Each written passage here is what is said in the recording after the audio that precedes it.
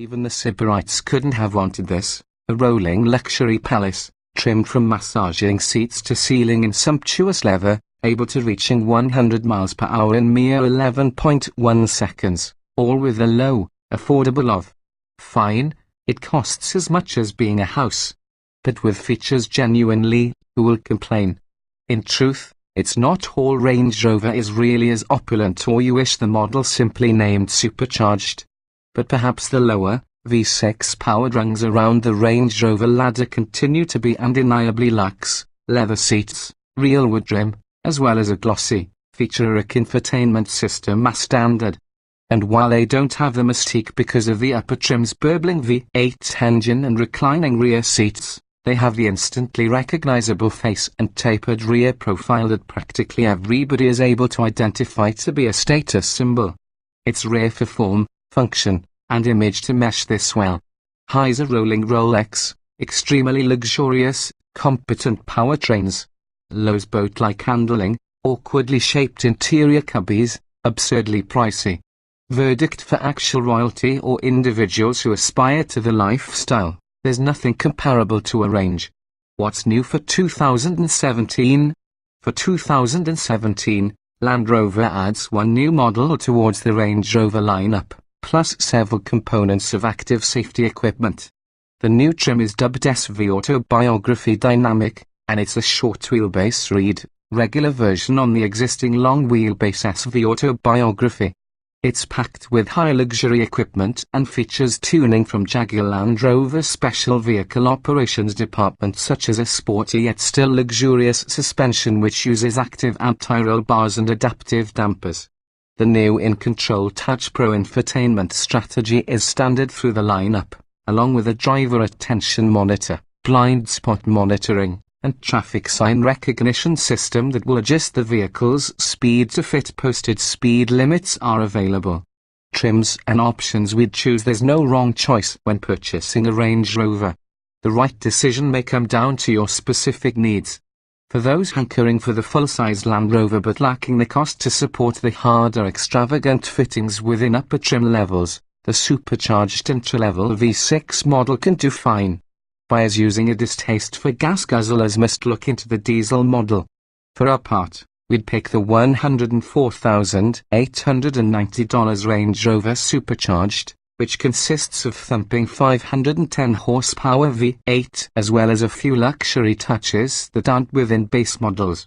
Standard features include terrain response to selectable all-wheel drive system, 18-way power adjustable leather front seats, sliding panoramic sunroof. We'd add adaptive cruise control with automated emergency braking $1,295, which automatically applies maximum braking in the event the system determines that the accident is unavoidable.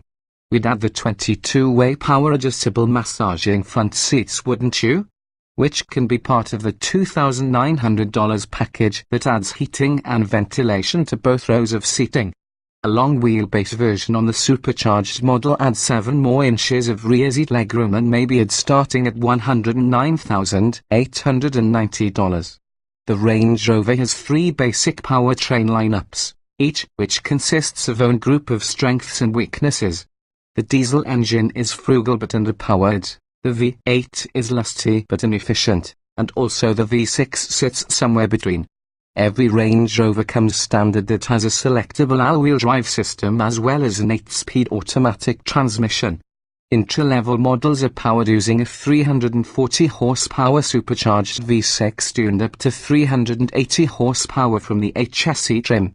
A 254 horsepower diesel is accessible, while top-off-the-line models are blessed using a raucous supercharged V8 which makes 510 horsepower to use base incarnation and 550 horsepower in SV trims.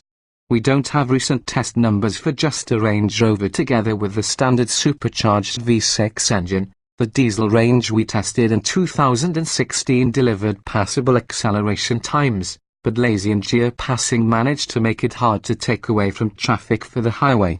The thirsty supercharged V8, for the other hand, delivers the shocking acceleration runs that individuals expect from vehicles in this particular genre, and the most committed environmentalists should admit it sounds glorious.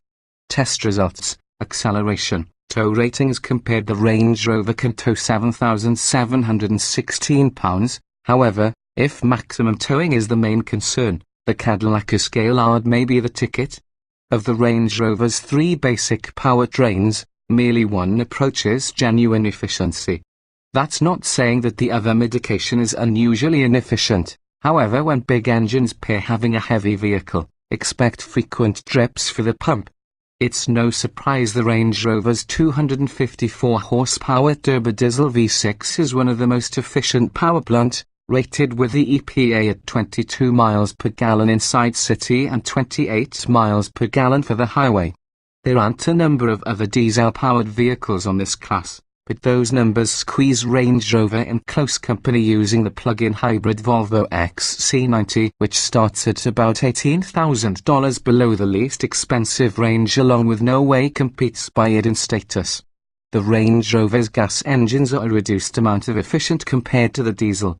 Fuel economy ratings compared. Range Rover. Fuel economy ratings compared. Range Rover supercharged. We've devised each of our fuel economy tests in an effort to replicate how the majority of people drive around the highway. Our procedure entails a 200-mile out and back loop on Michigan's I-94 highway. We keep a GPS-verified 75 miles per hour and rehearse the cruise control wherever possible to mimic the best way many drivers behave during long trips. We've tested the 3 Range Rovers on our highway loop. A 2016 diesel model returned a good 27 miles per gallon yet still fell 1 mile per gallon, lacking its CPA rating, while some 2017s together with the supercharged V8 engine returned 19 miles per gallon long wheelbase and 20 regular wheelbase. Both are rated because of the EPA to earn 19 miles per gallon about the highway. The good news is that, having a nearly 30-gallon fuel tank, perhaps the V8 Range Rover can travel 550 miles between fuel stops. It might be fast, yes, nevertheless the Range Rover's dynamics are otherwise only remarkable due to the immense size. Several competitors deliver far superior handling, cornering grip, and braking performance. Acceleration. We haven't recently tested a gasoline-powered V6 Range Rover. However, the V8 that fills the engine bay of supercharged and autobiography models is one with the more enticing beasts around the road. Big power, big noise, plus a sub 5 second 0 to 60 mph time allow for precisely the type of luxury feature we're trying to find in a 6-figure SUV, effortless power. Our long-term test of any 2016 diesel Range Rover HSE revealed plentiful low-end torque and surprisingly good fuel economy. But having a 0 to 60 mph duration of 7.5 seconds and lackadaisical throttle response, no supply enough forward thrust to justify its $95,645 starting price. The 8-speed automatic that mates to any or all 3 on the Range Rover's engines is often quick-witted and responsive, but is oftentimes caught off guard by sudden demands for much more power. Test results. Acceleration, ride, handling, and steering. SV autobiography models perform a surprisingly good job of controlling body roll, but forelift pitch is a problem throughout the lineup. Along with the Range Rover really feels less space-consuming than its size. It drives very well if not pressed, but compared for over-the-road agility against high-performance SUVs including the BMW X5M along with the Mercedes-AMG GLS 63, the Land Rover is downright sloppy. Test results. Maximum cornering capability. We're able to forgive many of these handling deficiencies whenever we consider the Range Rover's off-road abilities, which remain stellar. Most buyers won't ever go on it farther afield when compared to a cobblestone road. Nevertheless, it should be comforting to know which the Range Rover's available automatic all-wheel drive system features 5 modes for optimizing traction: grass, gravel and snow, mud and ruts, sand, rock crawling, along with a general-purpose mode. Braking. The Range Rover won't win any awards dependent on our test, in which it took 186 feet to arrive at a stop from 70 miles per hour. But at the very least it was better compared to the dismal 202-foot effort in the Cadillac Escalade.